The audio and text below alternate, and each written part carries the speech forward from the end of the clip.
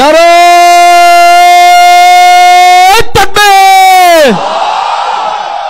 নারায়ে তাকবীর, আল্লাহু আকবার। ফিলিস্তিন ফিলিস্তিন জিন্দাবাদ জিন্দাবাদ, ফিলিস্তিন ফিলিস্তিন জিন্দাবাদ জিন্দাবাদ, জিন্দাবাদ জিন্দাবাদ, free free free free free free free free.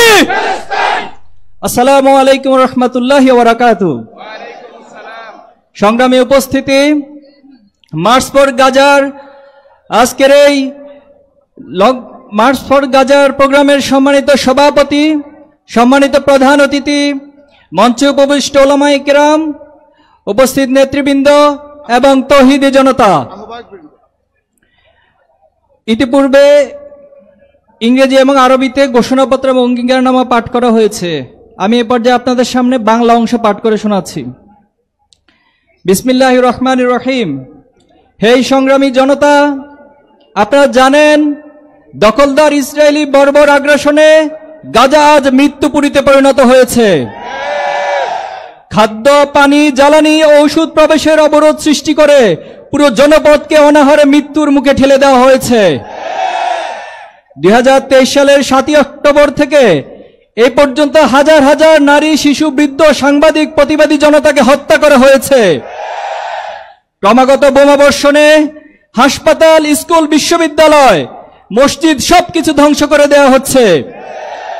রাতের অন্ধকারে শেষ আশ্রয়স্থল শরণার্থী শিবিরকে এয়ার স্ট্রাইক করে মাটির সঙ্গে মিশিয়ে দেওয়া হচ্ছে। সরাসরি গুলি করে হত্যা করা হচ্ছে উদ্ধার কর্মীদের।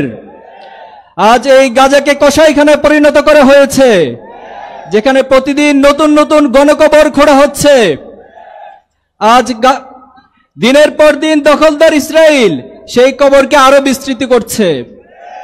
প্রতিনিয়ত দীর্ঘ হচ্ছে নারী, শিশুদের লাশের সারি। সাংবাদিকদেরকে হত্যা করা হচ্ছে যাতে বিশ্ববাসী ইসরায়েলি বর্বরতার সত্যটুকুও জানতে না পারে। এই পর্যন্ত শত সহস্র মানুষ নিহত হয়েছে, লাখো মানুষ হয়েছে গৃহহীন। এই পরিকল্পিত হত্যার বিরুদ্ধে সারা দুনিয়ার মানুষ রাজপথে নেমেছে। এশিয়া, ইউরোপ, আমেরিকা, যেখানে ন্যায় ও মানবতার কণ্ঠস্বর আছে, সেখানে গাজার পক্ষে প্রতিবাদ গড়ে উঠেছে। বাংলাদেশও এই বিশ্বব্যাপী আন্দোলনের অংশ। স্বাধীন ফিলিস্তিন আন্দোলনের সংহতি জানাতে গত 12 এপ্রিল ঢাকার লাখো মানুষ জড়ো হয়েছিল মার্চ ফর গাজা কর্মসূচিতে। আজ যখন নেতানিয়াহু পুরো গাজা দখলের পায়তারা করছে, তখন আমরা আবারও রাজপথে নেমেছি। আমাদের কণ্ঠ গাজার কণ্ঠ, আমাদের প্রতিবাদ মজলুমের ফিলিস্তিনের পাশে দাঁড়াবার অঙ্গীকার। এই মিছিল কেবল প্রতিবাদ নয়, এটি আমাদের দ্রোহের বহিঃপ্রকাশ। দীর্ঘ সংগ্রাম ও সমর্থনের ধারাবাহিকতা। এটি আমাদের অঙ্গীকার, গাজার প্রতিটি শিশুর কান্নার পাশে আমরা দাঁড়াবো, প্রতিটি শহীদের রক্তের ঋণ আমরা শোধ করব। তাই আমরা মাজলুম ফিলিস্তিনের পাশে দাঁড়িয়ে আজ এই আহ্বান করছি।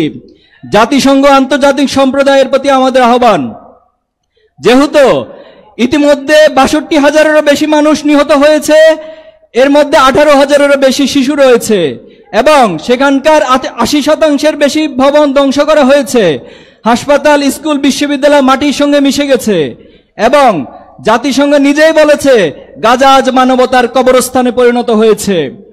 এবং আন্তর্জাতিক আদালতে ইসরায়েলি নেতাদের বিরুদ্ধে যুদ্ধ অপরাধের দায়ে গ্রেপ্তারি পরোয়ানা জারি করা হয়েছে এবং আন্তর্জাতিক বিচার আদালত বলেছে ইসরায়েলকে গণহত্যা বন্ধে ব্যবস্থা নিতে হবে।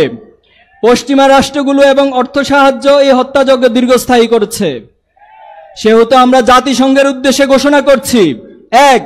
অবিলম্বে গাজা ইসরায়েলি গণহত্যা বন্ধ করতে হবে। 2. জায়নবাদী ইসরায়েলের গণহত্যা বিচার আন্তর্জাতিক আদালতে নিশ্চিত করতে হবে। 3. যুদ্ধবিরতি রায়, গণহত্যা বন্ধে কার্যকর এবং সম্মিলিত পদক্ষেপ নিতে হবে। 4.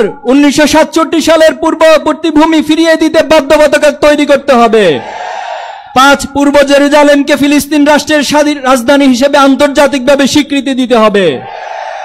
6. ফিলিস্তিনের আত্মনিয়ন্ত্রণ, নিরাপত্তা ও রাষ্ট্রীয় সার্বভৌমত্ব প্রতিষ্ঠার পথ উন্মুক্ত করতে হবে। 7. ইসরায়েলি পণ্য, প্রযুক্তি, অস্ত্র বিনিয়োগের উপর বৈশ্বিক নিষেধাজ্ঞা আরোপ করতে হবে। 8 গাজায় অবরোধ ভেঙে খাদ্য পানীয় ঔষধ ও মানবিক সহায়তা প্রবেশের নিশ্চয়তা নিশ্চিত করতে হবে। 9 জায়নিস্ট অর্থনীতিকে সহযোগিতা করা বহুজাতিক কোম্পানিগুলোকে কালো তালিকাভুক্ত করতে হবে। 10 আন্তর্জাতিক মানবাধিকার সংস্থা ও গণমাধ্যমকে গাজার প্রবেশাধিকার দিয়ে গণহত্যার সত্য বিশ্ববাসীর সামনে তুলে ধরতে হবে। মুসলিম উম্মার নেতৃবৃন্দের প্রতি আহ্বান, যেহেতু ফিলিস্তিন শুধু একটি জমিনের নাম নয়, এটি আমাদের অস্তিত্বের প্রতীক, এটি উম্মার আত্মপরিচয়। গাজার রক্তস্রোত আমাদের সম্মিলিত ব্যর্থতার সাক্ষী হয়ে আছে। ইসরায়েল একটি অবৈধ দখলদার শক্তি, যে উম্মার প্রথম কিবলা আল আকসাকে মুছে ফেলার শয়তানি প্রচেষ্টা লিপ্ত রয়েছে। অথচ বিশ্ববাসী, বিশেষত মুসলিম এবং আরব দুনিয়া তার কাঙ্ক্ষিত ভূমিকা পালন করতে পারছে না। সেহেতু আমরা মুসলিম বিশ্বের নেতৃবৃন্দ ওআইসির উদ্দেশ্যে ঘোষণা করছি, 1 ইসরায়েলের সঙ্গে সকল কূটনৈতিক, সামরিক, অর্থনৈতিক ও বাণিজ্যিক সম্পর্ক অবিলম্বে ছিন্ন করতে হবে। 2 মুসলিম বিশ্বের রাষ্ট্রগুলোকে ইসরায়েলি পণ্য ও কোম্পানির বিরুদ্ধে বয়কট কর্মসূচি জোরদার করতে হবে। 3 গাজার মজলুম জনগণের পাশে ঔষধ, খাদ্য, আশ্রয় ও মানবিক সহায়তা দ্রুততম সময়ের মধ্যে পৌঁছে দিতে হবে। 4 আন্তর্জাতিক আদালতে যুদ্ধাপরাধের বিচার প্রক্রিয়া মুসলিম রাষ্ট্রগুলোকে সম্মিলিতভাবে অংশগ্রহণ করতে হবে। 5 ওআইসিকে আরো কার্যকর, ঐক্যবদ্ধ কণ্ঠে ফিলিস্তিন ইস্যুকে আন্তর্জাতিক মহলে উত্থাপন করতে হবে। 6 মুসলিম রাষ্ট্রগুলোকে স্পষ্টভাবে ঘোষণা করতে হবে, ফিলিস্তিন ইস্যুতে ভিন্নমত ও দ্বিধাদ্বন্দ্বের কোনো স্থান নেই, এটি উম্মার অস্তিত্বের সংগ্রাম।